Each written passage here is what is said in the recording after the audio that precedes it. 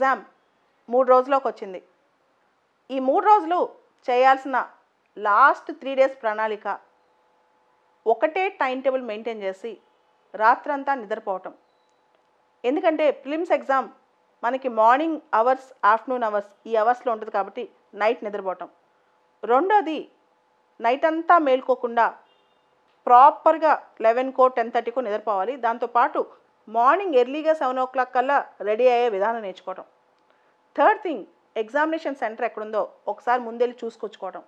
ఎందుకంటే examination centre familiarity కూడా చాలా ఇంపార్టెంట్. ఒకసారి దాన్ని చూసుకొచ్చుకోవాలి. వెళ్ళే రోజు కంగారు లేకుండా ఒకసారి విజువలైజేషన్ పిక్చర్ అనుకుంటే ఈజీగా తెలిసిన ప్లేస్ అనే ఫీలింగ్ వస్తుంది అనమాట. ఎగ్జామినేషన్ సెంటర్ ఎప్పుడైతే తెలిసిన ప్లేస్ అనే ఫీలింగ్ వచ్చిందో ఎగ్జామ్ కూడా కంఫర్టబుల్గా రాయగలం.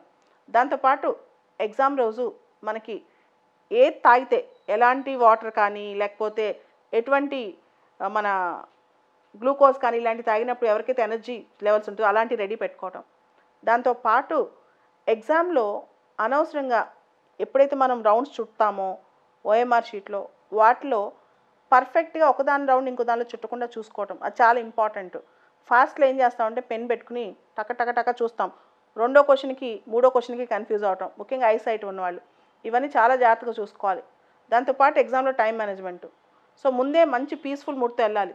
ఫస్ట్ పేపర్ అయిన తర్వాత రోడ్ మీద బయటకు వచ్చి డిస్కషన్ మొదలెట్టకూడదు. ఆ క్వశ్చన్కి ఆన్సర్ ఏంటి, ఈ క్వశ్చన్కి ఆన్సర్ ఏంటి అని చెప్పి. దానివల్ల సెకండ్ ఎగ్జామ్ సీసెట్ ఎగ్జామ్ చాలా క్రూషియల్. దానికి చాలా మైండ్ ఫోకస్డ్గా ఉండాలి. అదంతా పోతుంది. తర్వాత సెంటర్లో తెలిసిన వాళ్ళు ఎవరైనా వచ్చారా, మనకి పాత కలిసిన ఫ్రెండ్స్ ఎవరైనా వచ్చారా, ఇట్లాంటి థాట్స్ పెట్టుకోకుండా దూరంగా కూర్చొని ప్రశాంతంగా వీలైతే ఒక పావుగంట రెస్ట్ తీసుకోవడం కూడా మంచిదే. ఇవన్నీ ఎగ్జామ్కి వెళ్ళేటప్పుడు లాస్ట్ మినిట్ టిప్స్. సాయంత్రం రెండో పేపర్ అయ్యేంత వరకు కూడా ఫస్ట్ పేపర్ కీ చూసుకోవడం మధ్యలో వచ్చి బయటికి, లేకపోతే ఇమీడియట్గా ఆన్లైన్ ఓపెన్ చేసేసి క్వశ్చన్స్కి ఆన్సర్లు చూడటం, ఇట్లాంటి పిచ్చి పనులు చేయొద్దు. ఆల్రెడీ రాసేసిన ఎగ్జామ్ రాసేసినట్టే కాబట్టి దానిలో మార్పు చేయలేం కాబట్టి సీసెట్ మీద ఫోకస్ పెట్టండి.